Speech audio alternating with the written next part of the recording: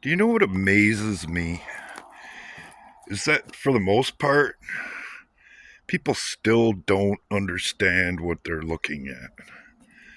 Take this old Opel, for instance. At one time, it was fresh and new, and it was a pretty cool little car. But over time,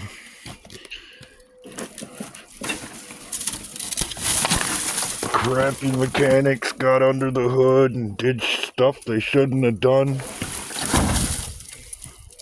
Simple neglect over time has made things unsafe for some people and downright deadly for others. But still, even to this day, a lot of Americans in particular are still caught up in the trappings of life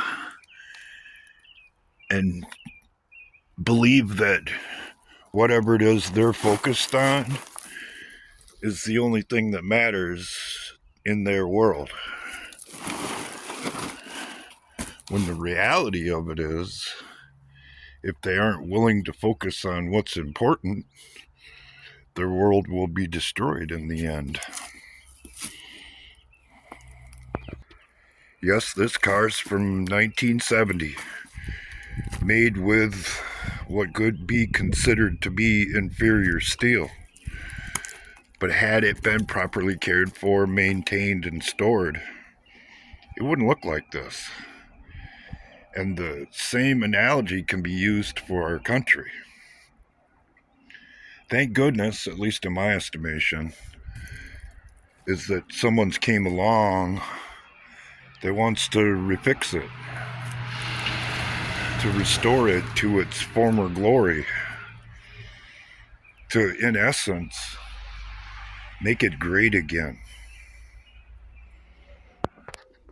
Unfortunately, it's still entirely possible that we could end up being betrayed in the long run. As I said at the beginning of all of this, we're either going to get a modern day George Washington or a Benedict Arnold.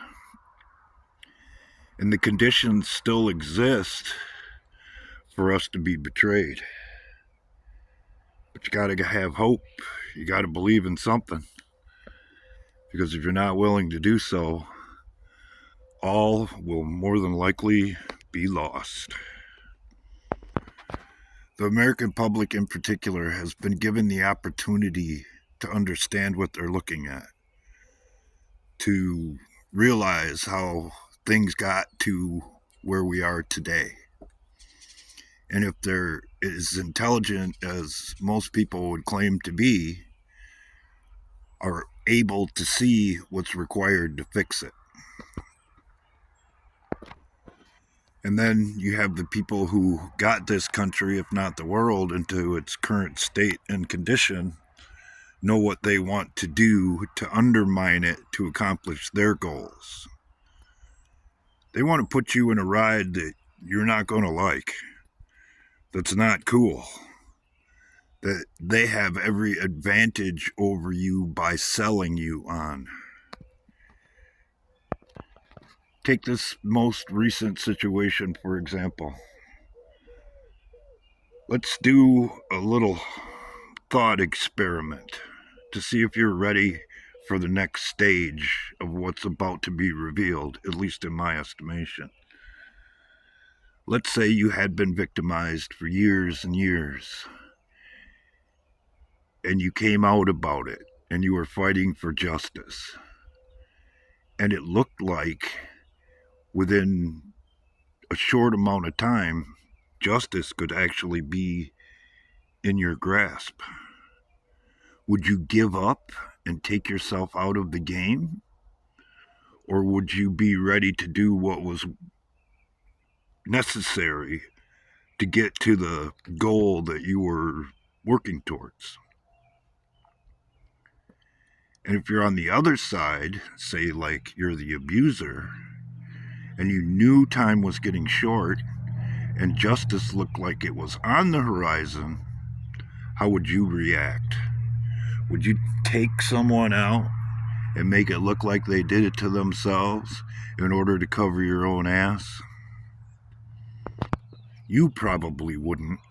But then again, you haven't been acting outside the laws and the code of conduct for simple morality for the majority of your life.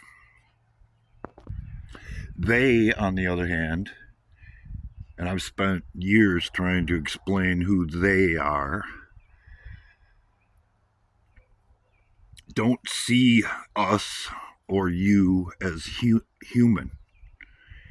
You are a resource to be used when needed, a pawn to be sacrificed when the situation warrants it, in their opinion. Something I've said in the past many times. You would never do what they do. And therefore, unfortunately, in this game, it puts you at a disadvantage. We are at a crossroads in this country, if not the world. Will we continue to be naive and think like we've always thought, that people see things as we do, and there's no way that some of the horrible things that have surfaced or been spoke about are even possible? Or are we going to finally mature and understand that evil exists in this world, and by looking the other way, we only make it stronger? What needs to be done doesn't need to be done by one man or politician. We have to make the change, or we will never escape this trap.